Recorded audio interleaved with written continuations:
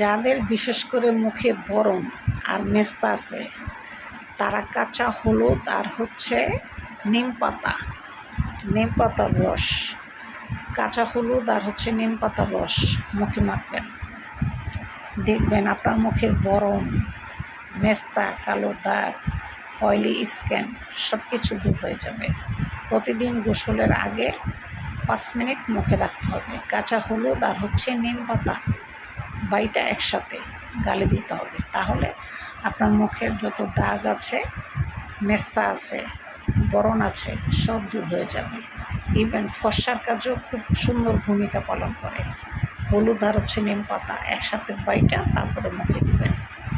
আপনার মুখে কোনো কালো দাগ থাকবে না, মুখ খুব সুন্দর পরিষ্কার ঝকঝকে চকচকে হয়ে যাবে। আর আপনার নাইট ক্রিম দেওয়ার দরকার নেই, এগুলি আপনার মুখ অনেক সুন্দর করবে। এই টিপসগুলো ফলো করবেন।